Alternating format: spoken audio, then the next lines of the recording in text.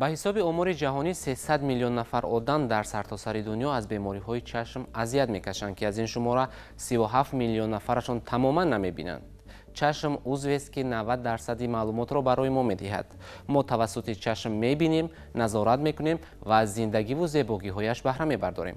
дуруд бинандагони азиз, барномаи навбатии Солим бимонедро дар мавриди бемориҳои чашм пешниҳоди шумо месозем. имрӯз дар барномаи мо ҳузур доранд мутахассисони соҳа Саъдулло Мардонов ва Абдуҳанон Воҳидов. хуш омадед.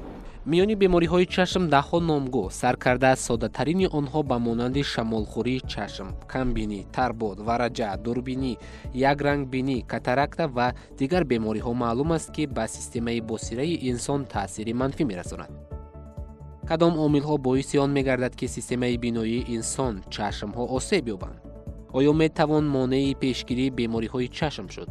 чӣ тавр бояд табобати бемории чашмро пеш гирифт?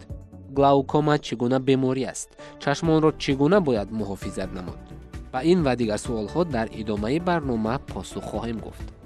тавре боло ишора кардем, 300 миллион нафар одам дар сартосари дунё аз бемориҳои чашм азият мекашанд, ки дар ин росто ҷомеаи Тоҷикистон низ аз бемориҳои чашм дар канор нестанд. мегуфтед, ки анамин бемориҳои вобаста ба чашм кадомҳоянд ва чӣ боиси пайдошавии бемориҳои чашм мегардад? инҳо сабабҳои гуногун доранд пайдоиши бемории чашм. беморие ҳаст, ки модарзодӣ дар давоми баъди таваллуд мо онро муайян мекунем ва беморие, ки дар давоми ҳаёти инсон яъне ба амал меояд. ба беморие, ки дар баъди таваллуд тифл ба амал меояд, яъне ошкор карда мешавад, якчанд намуди бемориҳо қайд кардан лозим аст. ин бемории чашмпарда, бемориҳои афзоиш неёфтани қисмҳои чашм, бемориҳои яъне худи шабакия, яъне турпарда, ба инҳо монанд бемории оби марворид, яъне дар кӯдакон, ин ба чашм мерасад.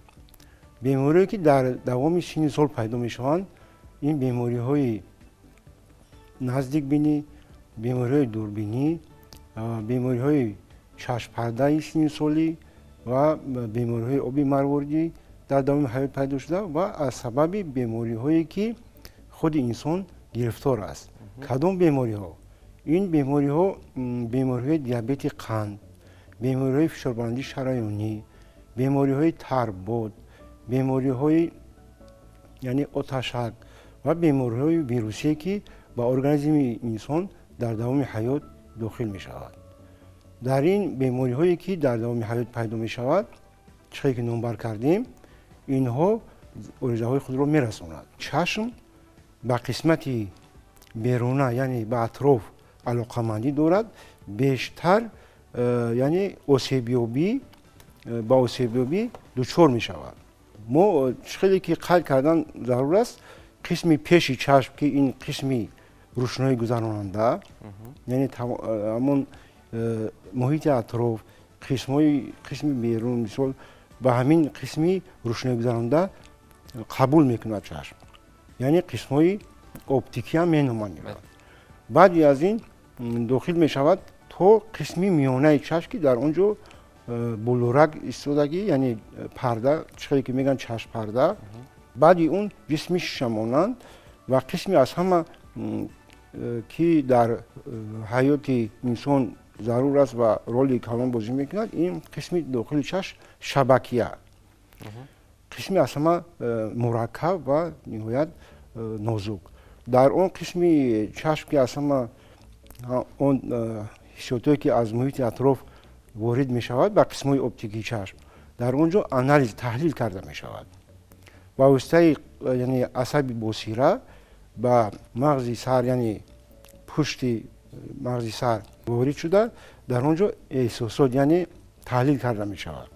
мо асосан ҳамин хел дидани ашёҳоу гирду атрофро бо воситаи чашм аз қисмҳои оптикӣ вобаста буда ба қисме, ки таҳлил мекунад дар шабакия ва мағзи сар ба анҷом мерасад. дар баробари оне ки як чанд номгӯи бемориҳои вобаста ба чашмро гуфтед ва қайд кардед ки бемориҳои дигар низ метавонанд ба нобиноӣ оварда расонанд, яъне ки дар давоми зиндагӣ вақте ки шахс ягон бемории музмин дорад метавонад оҳиста оҳиста ба камбиноӣ ё нобиноӣ оварда расонад. Ташаккури зиёд. Умуман дар ҳама бемориҳои чашм аломату нишонаҳо якранг ҳастанд ё ин ки аз якдигар фарқ доранд? нишонаҳое ки бемориҳои чашм доранд як хел нестанд. Албатта ҳар як беморӣ ба худаш як нишонаи махсус дорад. Масалан дар бемории қарния, вақте ки ба бемории қарния гирифтор мешавад, албатта ашкшорӣ дида мешавад, рӯшноии тарсӣ дида мешавад. Бемории главком бошад, фишори дохили чашм баланд мешавад, чашмпарда бошад, биноиш кам мешавад, бемории шабакия бошад, биноиш кам мешавад. Дар вақте ки масалан шаб мешавад, бемориҳои шабакия албатта оно роҳгардишон душвор мешавад. Биноиш вақте ки аз қисми пеши чашм, қисми оптикии равшани нур ворид мешавад, дар қисми қафои чашм шабакия инъикос меёфта, шикасти нур ба амал меояд. аз ҳамин хотир ҳар як беморӣ ба худаш як хосияти хосе дорад. умуман ҳар як шахс худаш ба беморие ки гирифтор мешавад, аввало табиби худаш мебошад. гигиенаи шахсии ҳар як кас худаша пешгирӣ мекунад. саломат бошед. дар мавриди бемории қарния гуфтед. ин чӣ гуна беморӣ аст ва чӣ боиси пайдошавии анамин қарния мегардад? бемории қарния ин беморӣ чанд намуда мешавад. илтиҳоби қарния мешавад, табхолии қарния мешавад, баъд садамавӣ. албатта имрӯз бо тамоми таҷҳизоту доруворое ки ҳастанд, мо табобати ин беморро ба ҷо монда шудааст. чӣ боиси ҳамин пайдошавии ҳамин беморӣ мегардад? сабаби пайдоиши беморӣ чӣ мегардад? илтиҳоб. вақте илтиҳоби қарния ба ин беморӣ мебиёрад, дигараш табхолӣ яъне вирус дар организм пайдо шавад, агар яъне ки титраш мегӯем зиёдтар шавад, албатта ба ин беморӣ оварда мерасонад. ё зуком, бисёре вақт зуком оварда мерасонад ба ин бемории қарния. баъд беморие ки садамавӣ мешаванд, мисол садамавӣ дар мактаб мешавад, дар корхона мешавад, албатта инам ба бемории қарния оварда мерасонад ки бо як чанд роҳҳош аст ки тармими қарния гузаронда мешавад, табобатҳои муолиҷавӣ гузаронда мешавад, албатта то ҳадди имкон ба ин беморҳо ёрдам расонда мешавад. яке аз бемориҳое ки дар миёни мардум хеле маъмул аст, ин бемории катарактаи чашм аст. чӣ гуна беморӣ аст ва чӣ боиси пайдошавии он мегардад? бемории чашмпарда яъне катаракта, чизе ки дар байни умма маълум аст, ин ду сабаб дорад. сабабҳои эҳтимолияти ҳангоми баъди таваллуди тифл вомехӯрем мо дар таҷрибаи коримон ки бо чашмпарда гирифтор аст ва ҳаст ки дар давоми ҳаёт пайдо мешавад. умуман булурак ё ин ки чашмпарда ин як қисми рӯшноӣ гузаронандаи чашм мебошад. агар қисмати он булуракро гирем, булурак асон аз моддаи сафеда ва моддаҳои минералӣ иборат мебошад ки ҳангоми гузаштани сину сол ҳамин сохти структураи химиявии худро гум мекунад. ҳамин сафедае ки дар булурак қатъи моддаҳои ки дар он ҷо вуҷуд дорад сохти худро гум мекунад. барои ҳамин сол ба сол бемор шикоят мекунад ки биноишаш паст шудааст. ин оварда мерасад ба чашмпарда. як сабаби дигараш ин баъди осебгирӣ, яъне осеб дидани чашм дар корхона ё ки ҳангоми дигар корҳои яъне ки ҳангоми зарбу лат низ метавонад ба ҳамин чашмпардаи баъдисадамавӣ оварда расонад. асосан чашмпарда дар марҳилаҳои аввал яъне табобаташ гӯем ки бо рӯи доруворӣ мумкин аст, имконпазир. вақте ки муҳлат мегузарад ва 4 яъне зинаро дар бар мегирад, фақат бо роҳи ҷарроҳӣ табобат карда мешавад. дар миёни мардум ин бемории катарактаро низ пардаи синусолӣ мегӯянд. бемории катарактаи чашм бештар дар кадом синусол дидан мешавад? дар ҷавонон ё ин ки дар синусоли калонсолон?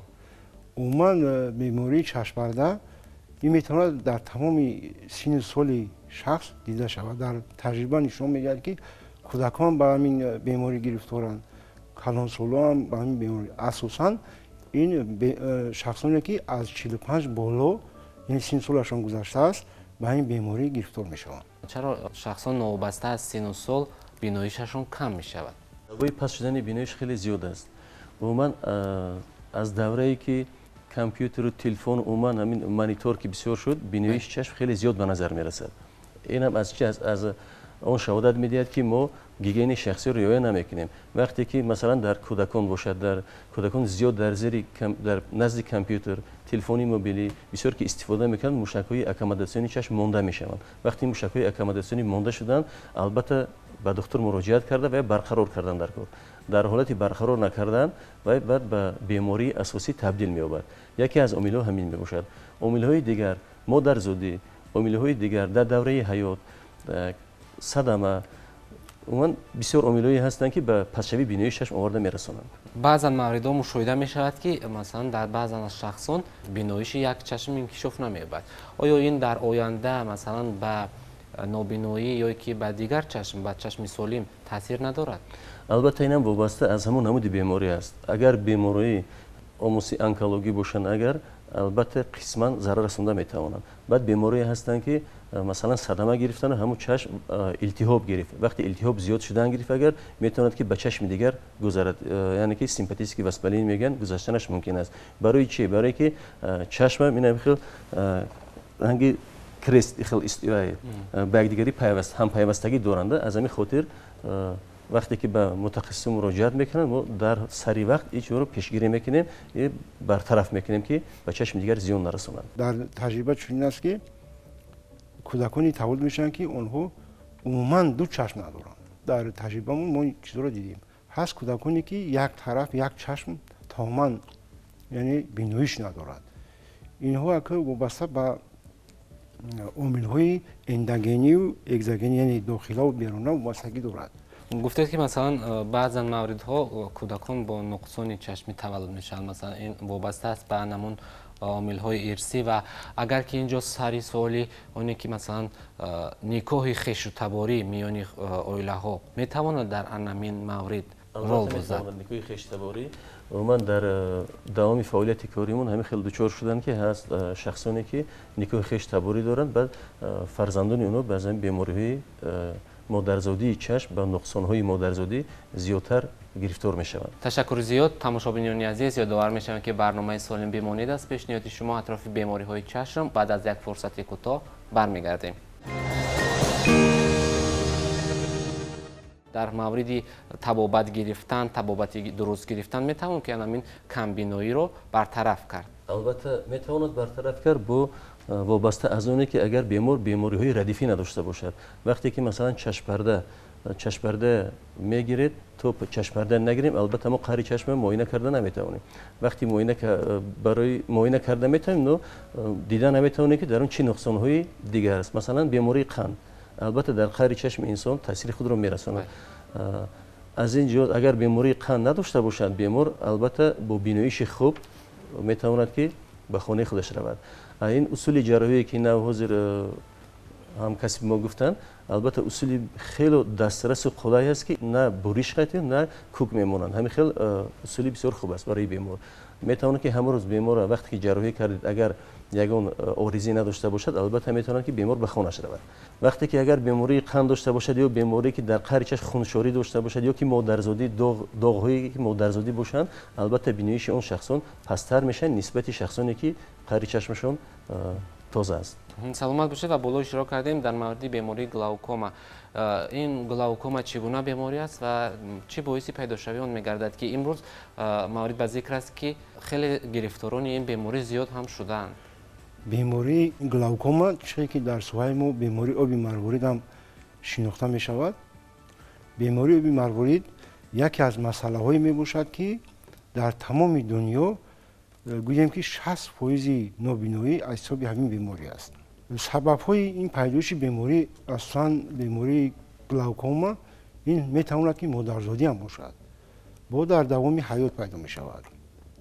برای همین گذشتن از تدبیر چشم جای استقامت در یک مرحله 6 ماه یک مرتبه از سن 40 ساله بالا ما توصیه میدیم. برای چی؟ برای آنکه یک نمود این بیماری به درد به یگان شکایت بیمار یعنی بیناییش خود را از دست میدهد. بعدی معاین کردن طبیب یعنی بینویش یعنی پس شده است، میدان بینویش ما میگیم پس شده است و فشار داخلی چشم بلند.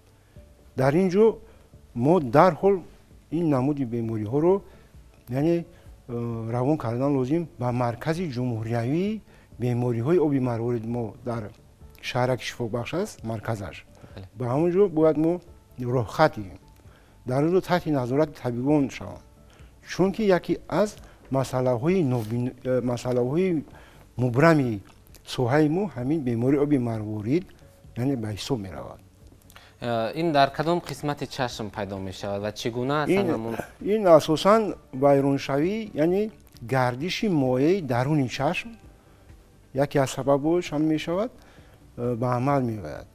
یعنی چشم انسان با در داخل خود گردش یعنی مایع دارد. گردش مایع محکم می گردد، در این حالت می تواند بیمار گرفتار شود به این بیماری آبی مروارید. خب یعنی که اون مایعی که در داخل خود چشم هست هنگام ویران شدن مجرا ویرانشوی مجرای همین گردش مایع داخل چشم آورده میرسد به بیماری یعنی گلاوکوما. در این مورد گلاوکوما کم بینایی است یا تماما نابینایی؟ اینجا چهار یعنی زینه رو در بر میگیرد. زینه های یکم، دوم، سوم، چهارم. اگر بیمار چقدر سری وقت در زینه های اول مراجعت کند و از طرف طبیب همین بیماری معاین کرده شود، برای تبابت و در آینده نابینا شدن بیمار خیلی رولی کلان بازی میکند. اگر چقدری که بیمار دیرتر مراجعت کند در زینه های سوم و چهارم، این دشوار است که در آینده برای یعنی برقرار کردن بیناییش بیمار. البته وقت کنجی که محکم می شود بعد فشار داخلی چشم بلند می شود. در حالی که فشار داخلی چشم بلند شد همون قسمای چشم کمترک ورم میکنند. وقتی که ورم کرد البته درد زیاد می شود. نمودی که دردناک است. دو نمود می شود، یکی نمودی کنجکو شده به درد، دیگرش محکم است، کنجش محکم است. از همین حساب وقت بیمارانی که به بیماری کنجکو شده گرفتارند اونو نمیفهمند در دوره اول. در حالی که بیناییش پس شد بعد مراجعت میکنند. بیمارانی که گرفتاری بیماری آبی مروارید کنجش محکم میشوند اونا با دردی سختی که طاقت ناپذیر البته اونا خودشون مراجعت میکنند. بسیاری از بیماری آبی مروارید یعنی عصب چشم را خراب میکنند. وقتی که عصب چشم خراب شد در سری محل که پیشگیری نکردیم آورده به کم بینایی و در دوره آخری که چهارم مرحله دوره نابینایی فرا میرسد. وقتی که فشار داخل چشم بلند شدن میگیرد عصب چشم خراب قاق میکنند. وقتی که عصب قاق شد دیگه فعالیت کاری نداره. بعضن حالت ها مشاهده میشد که بعضی نفران مثلا با نزدیک بینی و یا دوربینی گرفتارن. این چگونه است بیماری است؟ مثلا بیماری نزدیک بینی و دوربینی چشم. بله، بیماری نزدیک بینی این بیماری است که بیمار مسافه نزدیک خوب حس میکند. بیماری دوربینی چی است؟ بیماری دوربین باشد هم مسافه نزدیک و هم دور خوب نمیبیند. سبب پیدا شوی بیماری نزدیک بینی هم به حد بسیار است. می شود که مادرزادی بعد می شود در دوام حیات پیدا شود. چقدر که ما در بالا گفته گذاشتیم امروز بسیاری بیمارانی که به بیماری نزدیک بینی گرفتارند اونا البته با زیاد با موادهایی که در چشم زیان میآورد مثلا تلفن موبیلی، کامپیوتر، پلانشت، اومن همین روشنی که از اکران میزند امینا بسیار گرفتارند. بیماری دوربینی هم باشد میتواند مادرزادی باشد، میتواند در دوره حیات پیدا شود. این چنین استیگماتیزم است با که هم عادی مرکب با آمیخته دارد. هم نزدیک بینی و هم دوربینی در همجا دیده می شود. و این بیمارانی که اگر سری در محل مراجعت کنند البته خیلی قسم زیادی یاردم از طرف طبیبان می شود. بعد ما انتخاب عینک به بیماران نزدیک بین، به بیماران دوربین و استیگماتیزم عینک هایی که موافق همون بیماریشون است ما انتخاب میکنیم. سلامت باشید. و بعضا حالت مثلا کجشوی چشم مشاهده میشد. بله، سبب کجشوی چشم خیلی زیاد است. در حالت هایی که در کودکان ما میخورد کجشوی چشم این از بلندشوی فشار داخلی سر چربنه هیپرتنزیه. وقتی که سری در محل توابت نمیکنن این کودک را آورده به کجشوی چشم بسیارتر میرساند. کچوی چشم میشه در دوام حیات پیدا شود. در دوام حیات مثلا میشه اون صدمه میگیرد یا فلج همون موشک‌ها میشوند، این آورده به کچوی چشم میرسونه. کچوی چشم اصلا زیادتر میانی کودکان، البته میانی کودکان زیادتر است. با دستگاهی ما داریم که امروز توبت میکنیم، در حالت توبت کرده کنجی اولوسی خیلی برقرار کردن در کار میشود. بعد از اون بود روحی جراحی داریم که همون کنجی اولوسی همون برطرف میسوزه. یعنی که امکان هست که همین کچوی چشم توبت یابد؟ بله البته امکانات زیادی داریم. باید گفت که بی‌پروایی و توبت درست نگرفتن با بیماری های مزمن چشم آورده میرساند. از این رو شما تماشابینان عزیز در حفظ سلامتی خود بی‌پروا نباشید، زیرا میان خلق طور میگویند طبیبی هر یک نفر خودی است. برنامه سالم بمانید است اطراف بیماری های چشم بعد از یک فرصت کوتاه برمیگردیم. هنگام دور دراز کار کردن در نزد کامپیوتر، چون امروز به استفاده تکنولوژی معاصر نمیتوان کار را پیش برد و خواه نخواه ما هر یک شخص از کامپیوتر، از تلفن های موبیلی استفاده میبرد، خصوصا در کار از کامپیوترها خیلی استفاده میبرد و هنگام همین دور دراز در نزد کامپیوتر کار کردن آیا اصول های و مشق های هستند که مثلا برای سالمی چشم توانند کمک رسانند؟ البته مشق خیلی زیاد هستند. اگر که همین مشق باشند شما میتوانید که اصول های را اجرا کنید. بله، وقتی که شخص مثلا 40 دقیقه تا 1 ساعت که کار کرد، البته از پیش همون مانیتور خستنش لازم است. خسته از اوی کمتر دورتر بوده، یک چند نمودهای مشق باید که اجرا کند. مثلا کدام نمودها؟ چشم سخت میپوشد، 10-15 سخت میپوشد، آهسته میپوشد، 10 تا 15 مرتبه. همین مشق مثلا با در دوام 1-2 دقیقه 4-5 مرتبه استفاده کردن در کار. مشق دیگر چشم پوشیده حرکتی دایره شکل، چشم میپوشند مثلا تا 25 حساب میکند، چشم پوشیده حرکتی دایره شکل میکند، با تا 25 حساب کرده همین چشم آرام کردن در کار. این مشق هم 4-5 مرتبه. مشق دیگر بالو پایون به طرف چپ به طرف راست نگاه میکنند. یا شخصی که مثلا در مسافه یا همون آینه خانه‌اش تریزش اگر در مسافه 5 متر باشد، میتواند که در مسافه 5 متر یک نقطه سیاه یا نقطه سرخ در حجم 3 به 3 سانتی متر بعد در همون نقطه نگاه میکند، مثلا تا 25-30 حساب میکند. با البته با یاردم سر نه، با یاردم چشم پیش پوچش نگاه میکند. 25-30 پیش پوچش با بالو به نگاه میکند. عموما موشک‌های چشم باید که پایون بالو حرکت کنند. بینندگان عزیز، شما نیز می توانید از این مشق‌ها به کار گیرید و سالمی چشمانی خود را نگاه دارید. و این مشق‌ها گفتیم در دوام روز چند مرتبه باید اجرا شود و در دوام روز 4-5 مرتبه همه شخص میتونه این مشق اجرا کنه. نه واسه از اونی که اون شخص در کامپیوتر میشینه یا با تلفن موبیلی کار میکنه، برای ماندشوی خیلی که ما سحر بر وقت از خواب برخسته مشق بدن میکنیم، این مشق چشم است. بینندگان عزیز، در ادامه برنامه بخشی توصیه جای داده شده است که با هم میبینیم. از کاری زیاد نزد کامپیوتر و دستگاه‌های کاری خسته شدید و ناراحتی چشمان را احساس میکنید. پس برای فعالیت کاری خوب چشمان شما را میباید از چنین اصول‌ها به کار گیرید. می توانید همین حالا با نوار زیرین مشق چشمان را آغاز کنید. اصول یکم: شما را می باید حرکت توپچه‌ای در اکران بوده را پیگیری کنید.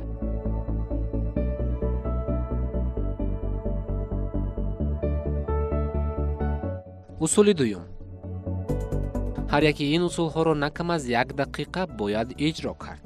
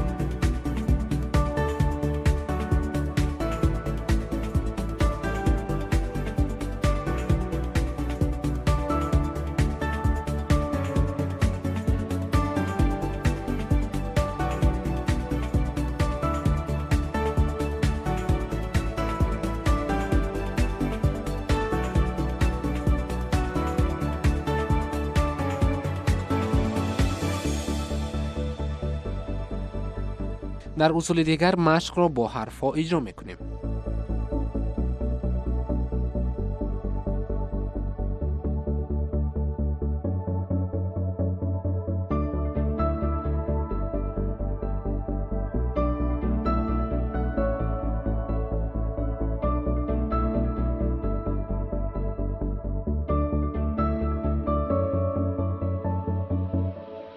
تماشابینان عزیز، شما می توانید این مشق‌ها را برای سالمی چشمان خود دوام روز حداقل نه کم از 2-3 مرتبه اجرا کنید.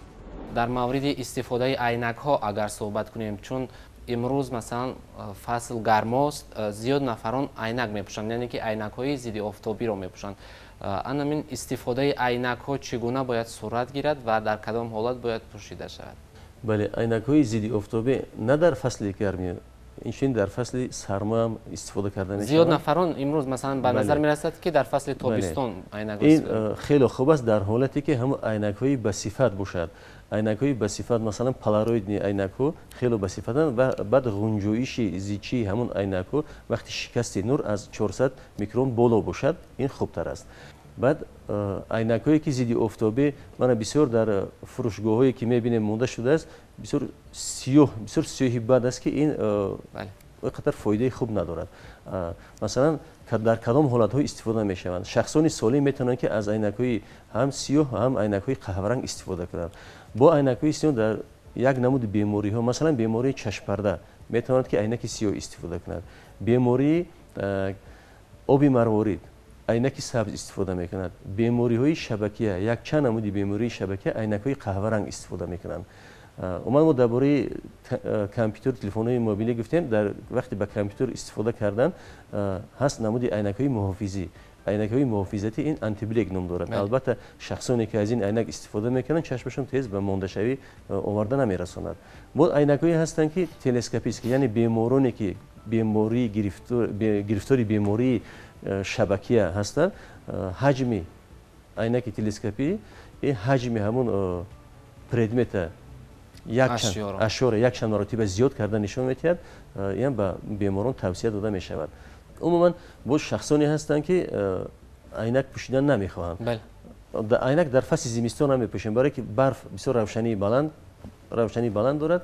وقتی که ما عینک میپوشیم شکست نور البته شکسته شده و اون روشنی که به چشم زیان میآورد نمیرسد. بیمارانی هستند یا بیماران یا شخصانی هستند که عدسه های وصلی ملایم یا عدسه های وصلی سخت استفاده میکنند. بعد هستند اینا یک چند نمود میشد. مثلا عدسه ها هستند برای بیماران نزدیک بینی، عدسه های هستند برای بیماران دور بینی. عدسه این یا خود لنزه میگن و برای بیماران استیگماتیزم.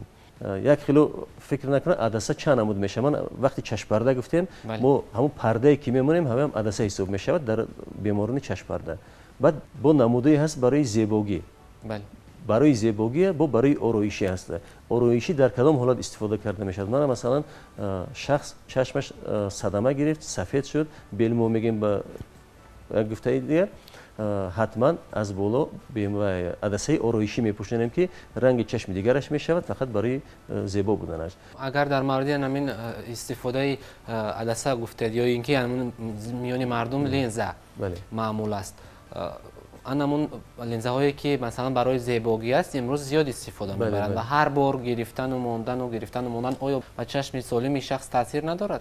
اگر در حالت درست استفاده کردن گیگین شخصی یگان زیانی نمیرساند. بعد ساعت های معین دارد. امروز نمود لنزهای بسیاری هستند. مثلا در ما عموما در تاجیکستان کم استفاده میشه لنزهایی که با خوب رفتن در کار، برای که هم نرخشون قیمتتر است، هم دسترس طلب کمتر است، دسترس کردن کمتر دشوارتر هم است. مثلا لنزهایی که امروز خوب میروند و دوران یک هفته اینه، لنزی که یک هفته شما 6 روز مثلا میپوشید، روزی هفتم میگیرید، یک روز چشم ده میگیرند، با از روز دیگر نمیشه استفاده کردن ممکن. با نمودی دیگرش هست یک ماه لنز در چشم میستن، بعد یک ماه میگیرن و استفاده لنز دیگر استفاده میکنن. نمود دیگرش هست 3 ماه، نمود دیگر 6 ماه.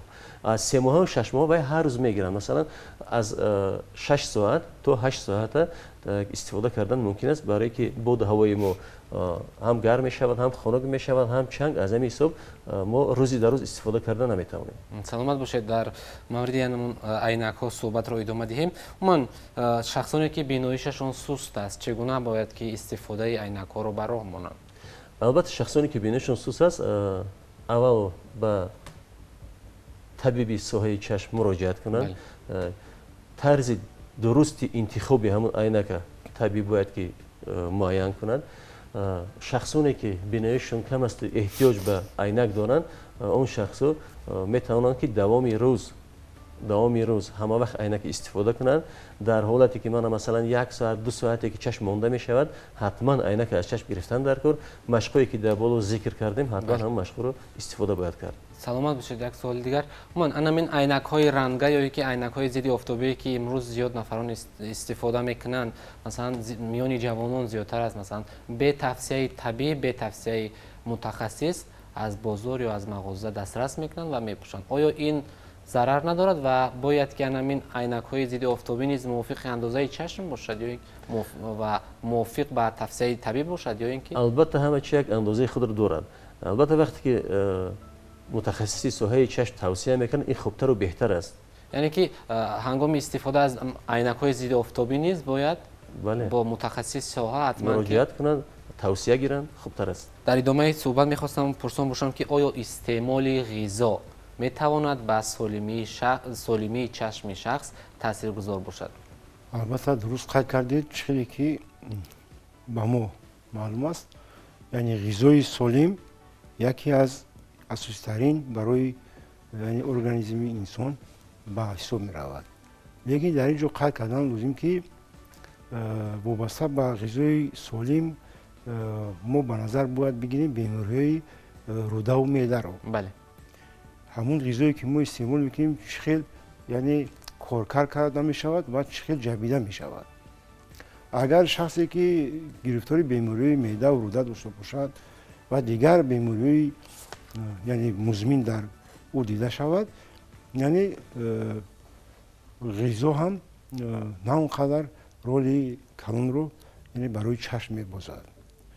بنابر همین در ساحه ما استفاده می شود، یعنی توصیه داده می شود بیشتر یعنی ماهی، گوشت ماهی، یعنی شربت سبزی و سیب و دیگر محصولاتی که یعنی از خوزگی قشلو یعنی ما میتوانیم دسترس کنیم. تشکر زیاد. بینندگان عزیز، وابسته به استعمال غذا یک سوژه داریم که با هم میبینیم و بعداً برنامه را ادامه میدهیم.